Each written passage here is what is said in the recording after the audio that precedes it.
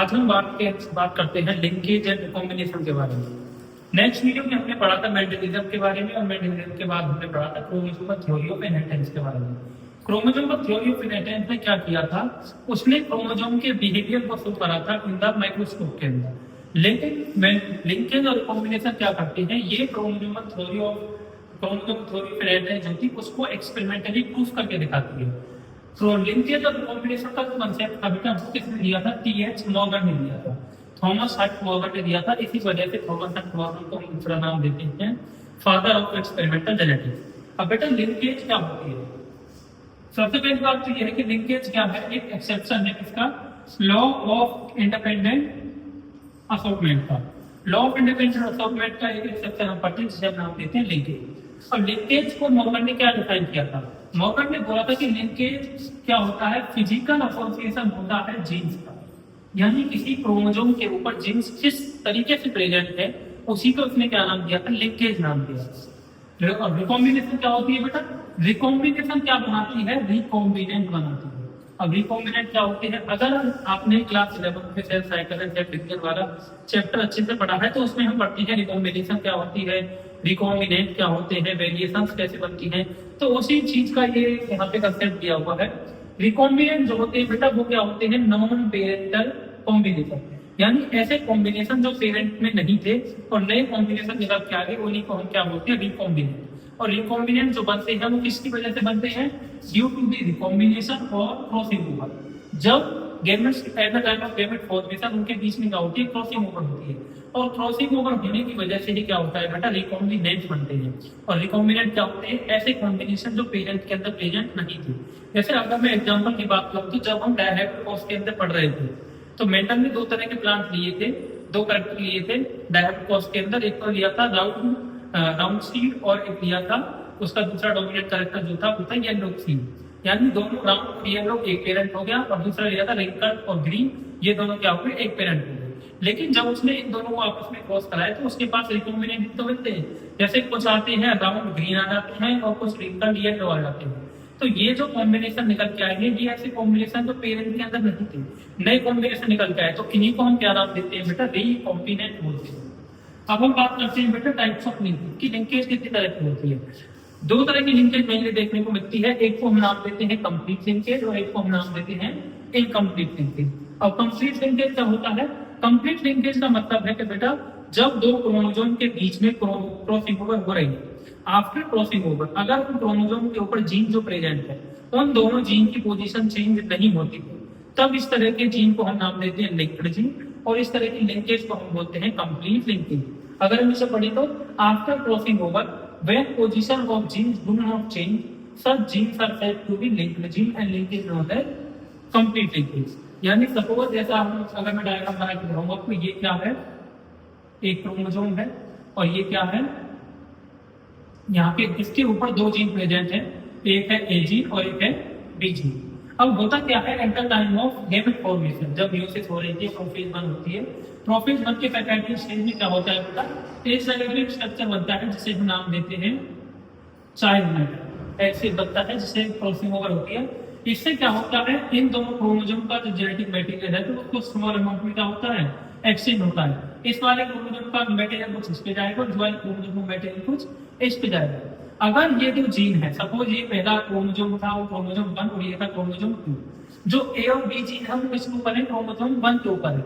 अगर ये जो दोनों जीन है ये एज इट इज क्या होती है बेटा, आफ्टर रिकॉम्बिनेशन क्रॉसिंग ओवर के बाद ये दोनों क्रोमोसोम अलग अलग होंगे, ऐसे ऐसे होंगे दोनों क्रोमोसोम। तो कुछ स्मॉल अमाउंट में इस जगह पे चेंज आएगी और कुछ स्मॉल अमाउंट में इस जगह चेंज आएगी, क्योंकि दोनों क्या होते हैं एक दूसरे के साथ टच करते।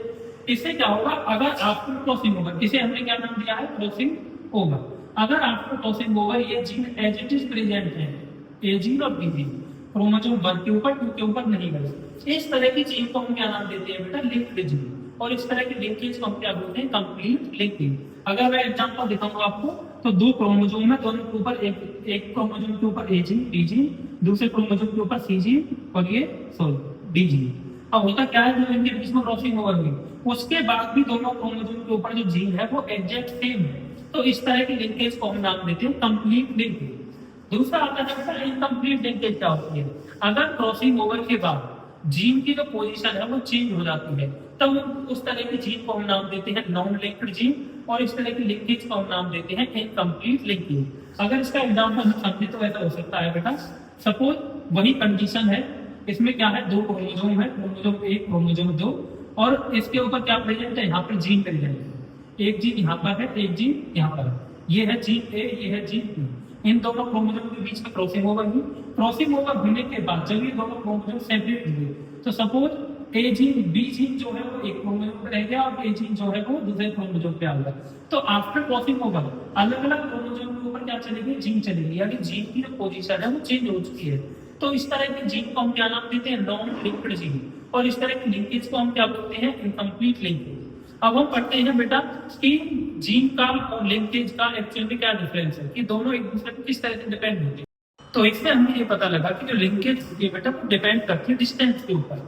तो लिंकेज डिस्टेंस के ऊपर डिपेंड करती है बिटवीन 2 जीन्स, की किन्हीं 2 जीन्स के बीच में कितना डिस्टेंस है, उससे पता लगेगा कि लिंकेज जो है वो कितनी स्ट्रॉन्ग होगी और कितनी क्या होगी, वीक होगी। अगर किन्हीं 2 जीन्स के बीच में डिस्टेंस जो है वो बहुत ज्यादा है, तो लिंकेज क्या होगी बेटा, बहुत ही ज्यादा कम होगी। अगर किन्हीं 2 जीन्स के बीच में लिंकेज क्या है, बहुत सॉरी डिस्टेंस क्या है, बहुत कम है, तो लिंकेज क्या होगी, बहुत ज्यादा बनेगी। यानी सपोज किन्हीं 2 जीन है वो जितनी ज्यादा क्लोज रिलेशन में, जितने ज्यादा उनके बीच में गैप कम है, उतनी ही ज्यादा चांसेस है कि वो दोनों जीन एज इट इज चली जाए नेक्स्ट क्रोमोसोम के अंदर। और जितना ज्यादा गैप होगा 2 जीन्स के बीच में, इसमें चांसेस होते हैं कि लिंकेज नहीं होगी, दोनों जीन क्या हो सकती हैं, अलग अलग क्रोमोसोम के ऊपर जा सकती हैं, जो कि क्रॉसिंग ओवर। तो इससे हम ये निकाल सकते हैं कि लिंकेज जो होती है बेटा वो इनवर्सली प्रोपोर्शनल होती है किसके, डिस्टेंस बिटवीन 2 जीन्स। जितनी ज्यादा डिस्टेंस उतनी कम लिंकेज, जितनी कम डिस्टेंस उतनी ज्यादा लिंकेज। अब हम बात करते हैं बेटा मॉर्गन ने जो अपना काम किया था लिंकेज को प्रूफ करने के लिए, मॉर्गन ने काम किया था फ्रूट फ्लाई के ऊपर। फ्रूट फ्लाई क्या होती है, वो एक मछली होती है जो आपने मंडियों में देखी होगी, फलों के ऊपर, सब्जियों के ऊपर जो लगती है, उसे हम नाम देते हैं फ्रूट फ्लाई। और फ्रूट फ्लाई का जो साइंटिफिक नेम है वो क्या है, ड्रोसोफिला मेलेनोगैस्ट्रा। अब मॉर्गन ने अपना जो काम करने के लिए जो फ्रूट फ्लाई को ही क्यों चुना था, तो इसके कुछ बेसिक रीजन है, वो क्या है बेटा, सबसे पहले क्या है, ये क्या करती है, बहुत जल्दी ग्रो करती है, और किसी भी सिंथेटिक मीडियम में लेंस के अंदर इन्हें क्या किया जा सकता है, ग्रो किया जा सकता है, यानी इजी टू ग्रो है। इनको ग्रो कराने के लिए ज्यादा कोई स्पेसिफिक टाइप की एनवायरमेंटल कंडीशन नहीं चाहिए, सिंपल सिंथेटिक मीडियम में लेंस के अंदर भी नहीं क्या किया जा सकता है, ग्रो कराया जा सकता है। ये क्या होती है बेटा, जो ड्रोसोफिला जो होती है, इसकी जो लाइफ साइकिल होती है वो कितनी होती है, जस्ट 2 वीक्स, यानी 2 वीक के अंदर ये क्या करती है, अपनी लाइफ साइकिल कंप्लीट कर लेती है। नेक्स्ट क्या है, एक सिंगल मेटिंग ही क्या करती है बेटा, बहुत ज्यादा मात्रा में क्या करती है, ऑफस्प्रिंग पैदा करती है, बहुत ही ज्यादा ऑफस्प्रिंग पैदा करेगी, जिससे क्या होगा, मॉर्गन को रिजल्ट मिलने के चांसेस क्या थे, बहुत ज्यादा थे। नेक्स्ट है जो ड्रोसोफिला जो होती है बेटा, ये क्या करती है, सेक्सुअल डायमॉर्फिज्म शो करती है। सेक्सुअल डायमॉर्फिज्म क्या होता है, जब आप किसी ऑर्गेनिज्म के आउटर अपीयरेंस को देख करके ही ये पता लगा लो कि ये मेल है और ये फीमेल है, तो इसमें हमें सेक्सुअल डायमॉर्फिज्म देखने को मिलता है। मेल जो फ्रूट फ्लाई होती है वो साइज में स्मॉल होती है, और फीमेल जो फ्रूट फ्लाई होती है वो क्या होती है, साइज में थोड़ी बड़ी होती है। और नेक्स्ट क्या है बेटा, इसके अंदर जो क्रोमोसोम का नंबर होता है कितना होता है, कुल 8 होता है, यानी 4 पेयर प्रेजेंट होते हैं ओनली। तो क्रोमोसोम की स्टडी करना भी क्या हो गया था, इजी हो गया था, जिसकी वजह से इसने क्या किया था, फ्रूट फ्लाई को सिलेक्ट किया था फॉर हिज एक्सपेरिमेंट। अब हम पढ़ते हैं बेटा dihybrid was conducted by Morgan. Morgan ने क्या किया था, 3 तरह के कैरेक्टर लिए थे। तीनों कैरेक्टर कौन कौन से थे, एक तो था उसका बॉडी कलर, एक था आई कलर, और एक था विंग्स का साइज कैसा। तो हर एक कैरेक्टर के 2 ट्रेट होंगे, एक तो होगा डोमिनेंट और दूसरा होगा रिसेसिव होगा। तो बॉडी कलर जो देखने को मिलती है ड्रोसोफिला के अंदर, डोमिनेंट कौन सी होती है, ब्राउन, और रिसेसिव कौन सी होती है, येलो।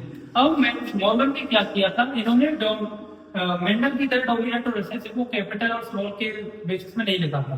सिंस ये क्रोमोसोमल थ्योरी ऑफ इनहेरिटेंस को एक्सपेरिमेंटली प्रूव कर रहे थे, तो इन्होंने क्या किया, इनको एक स्पेशल टाइप का एनोटेशन दिया। उन्होंने क्या किया, जो रिसेसिव वाला जो कैरेक्टर है उसका जो फर्स्ट लेटर है उसको डिनोट किया एज ए जीनोटाइप की तरह, और जो रिसेसिव है उसको तो केवल जैसे येलो कलर है तो उसका वाई दे दिया, वाई क्या हो गया, रिसेसिव हो गया। अगर उसको डोमिनेंट शो करना है तो वाई के ऊपर क्या लगा दिया, प्लस लगा दिया। ऐसे ही आई का कलर जो डोमिनेंट होता है वो क्या होता है रेड, और रिसेसिव क्या होता है, व्हाइट होता है।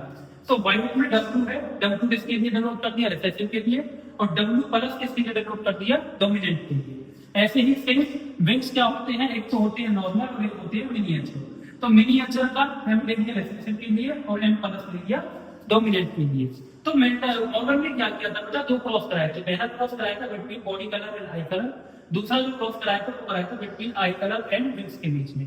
तो हमें इसके अंदर एक क्रॉस पढ़ना है between body colour and I colour के बीच में जो क्रॉस है वो पढ़ना है। तो मॉर्गन ने क्या कहा, जब पहला क्रॉस कराया between body colour and I colour, तो उसने क्या किया, मेल जो था वो कैसा किया, डोमिनेंट लिया, यानी मेल डोमिनेंट लिया, और फीमेल कैसी थी बेटा, रिसेसिव ली।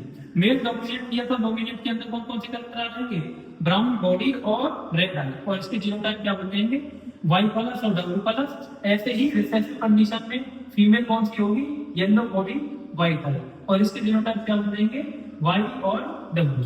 अब हम इन्हें एनोटेशन करते हैं किसके ऊपर, क्रोमोसोम के ऊपर। क्यों, क्योंकि ये जो मॉर्गन का जो लिंकेज वाला स्टेटमेंट है ये डिनोट करता है क्रोमोसोमल थ्योरी ऑफ इनहेरिटेंस को। तो इस वजह से हम जीनोटाइप को, जीन को जो हम डिनोट करते हैं, हम किसके ऊपर डिनोट करते हैं, ओनली क्रोमोसोम। तो बेटा एक्स क्रोमोसोम के ऊपर जो होते हैं वो कौन से होते हैं, वाई प्लस और डब्ल्यू प्लस। एक बात तो बेटा समझने वाली है, वो ये है कि जो मेंडल ने ये तीनों कैरेक्टर लिए थे, body colour, eye colour, wings colour, इन तीनों कैरेक्टर की जो जीन प्रेजेंट थी वो केवल और केवल किसके ऊपर प्रेजेंट थी, एक्स क्रोमोसोम के ऊपर। वाई क्रोमोसोम के ऊपर किसी भी तरह की कोई जीन प्रेजेंट नहीं थी। इस वजह से हम वाई क्रोमोसोम के ऊपर कोई भी जीन डिनोट नहीं करते हैं। अगर रिसेसिव की बात करें तो इस क्रोमोसोम के ऊपर कौन सी जीन प्रेजेंट होगी, यहाँ वाई, यहाँ डब्ल्यू, यहाँ वाई और यहाँ पर डब्ल्यू। नेक्स्ट हमारे पास क्या हो गया, ये जीनोटाइप बना दिया हमने। जीनोटाइप बनाने के बाद होता है कि गैमेट बनना। अब गैमेट कैसे बनेंगे, एक तो गैमेट ये बन जाएगा वाई प्लस डब्ल्यू प्लस, और एक रह जाएगा वाई वाला सिंगल रह जाएगा, क्योंकि वाई वाले पे कोई भी जीन प्रेजेंट नहीं है फॉर दीस थ्री ट्रेड्स। अब इसका दोनों एक जैसे हैं, और एक जैसे जीन जो एक जैसे जो आपके पास हमें देखने को मिलते हैं, जो जीन्स हैं उनमें से हम क्या लेते हैं, केवल 50% लेते हैं 100% का। तो दोनों एक जैसे होने की वजह से हमारे पास एक गैमेट बनेगा, वो क्या बनेगा, वाई और डब्ल्यू। नेक्स्ट काम होता है जो गैमेट हमें मिलेगा उनकी आपस में क्या कराएंगे, क्रॉस कराएंगे। तो क्रॉस कराने के लिए हम क्या करते हैं, फॉर दी एवन जनरेशन हम क्या करेंगे, इन गैमेट्स की आपस में क्या कराएंगे बेटा, क्रॉस कराएंगे। पहली क्रॉस कराई हमने बिटवीन एक्स क्रोमोसोम और X chromosome, between male and female, male का एक्स, फीमेल का एक्स। तो दोनों मिलकर के क्या बनेगा बेटा, इसके एक्स के ऊपर कौन कौन से जीन प्रेजेंट है, वाई प्लस डब्ल्यू प्लस, और उसके एक्स के ऊपर कौन कौन से जीन प्रेजेंट है, वाई और डब्ल्यू। ऐसे ही एक क्रॉस होगा between Y and X. X Y chromosome आया मेल का, वो एडिटिव लिखा जाएगा क्योंकि इसके ऊपर किसी भी तरह का ट्रेस प्रेजेंट नहीं होता है। और दूसरा है एक्स क्रोमोसोम, ये एडिटिव लिखा जाएगा। अब ये हमें क्या मिले, पहली F1 जनरेशन देखने को मिली। अब F1 जनरेशन के अंदर हमें क्या चीज देखने को मिलता है, ये दोनों क्या है, XX क्रोमोसोम है। अगर XX क्रोमोसोम है तो इसका मतलब है कि क्या है, मेल है या फीमेल है, ये है बेटा फीमेल ड्रोसोफिला। और फीमेल ड्रोसोफिला के अंदर दोनों कैरेक्टर कैसे आ गए हैं, डोमिनेंट वाले। तो इसका कैरेक्टर कैसा आएगा, इसका कैरेक्टर आएगा ब्राउन बॉडी और रेड आई। लेकिन हमने इनिशियल में जब फीमेल दी थी, वो फीमेल कौन सी कैरेक्टर की थी, येलो बॉडी व्हाइट आई। और हमें F1 जनरेशन में फीमेल कैसी मिल रही है, ब्राउन बॉडी रेड आई। यानी ली तो हमने रिसेसिव वाली फीमेल थी, और मेल कौन सी रही है, हमें डोमिनेंट वाली फीमेल मिली थी। और अगर हम मेल की बात करें तो मेल के अंदर दोनों कैसे आएंगे, रिसेसिव कंडीशन वाले जीन प्रेजेंट है। तो अब मेल का कैरेक्टर कैसा होगा, येलो बॉडी और व्हाइट आई। और इनिशियल में हमने मेल कैसा दिया था, ब्राउन बॉडी रेड आई। यानी इनिशियल में मेल डोमिनेंट था, F1 जनरेशन में मेल कैसा हो गया, रिसेसिव। इनिशियल में फीमेल रिसेसिव थी, F1 जनरेशन के बाद फीमेल कैसी हो गई, डोमिनेंट हो गई। इस तरह की क्रॉस ऑफ इनहेरिटेंस जब कैरेक्टर्स फ्रॉम अपोजिट सेक्स की तरफ क्या हो जाए, ट्रांसफर हो जाए। यानी फादर के कैरेक्टर उसकी डॉटर में आ जाए, और मदर के कैरेक्टर उसके बॉय के अंदर, मेल के अंदर आ जाए, सन के अंदर आ जाए। इस तरह के क्रॉस ऑफ इनहेरिटेंस को हम नाम देते हैं बेटा क्रिस क्रॉस ऑफ इनहेरिटेंस। यानी जो कैरेक्टर्स का ट्रांसफर है वो अपोजिट सेक्स के अंदर हो जाए, इस तरह के ट्रांसफर इनहेरिटेंस को हम क्या नाम देते हैं, क्रिस क्रॉस इनहेरिटेंस। अब नेक्स्ट वीडियो के अंदर हम जानेंगे बेटा इस क्रॉस का F2 जनरेशन किस तरह से निकल के आती है, और F2 जनरेशन के अंदर क्या चेंज हमें देखने को मिलते हैं। तो आई होप आपको लिंकेज एंड रिकॉम्बिनेशन समझ में आया होगा, और उसका F1 जनरेशन का जो हम पहला क्रॉस करते हैं F1 जनरेशन तक आपको क्लियर हुआ होगा। तो ऐसे ही इंफॉर्मेटिव वीडियोस के लिए मेरे बैक में 24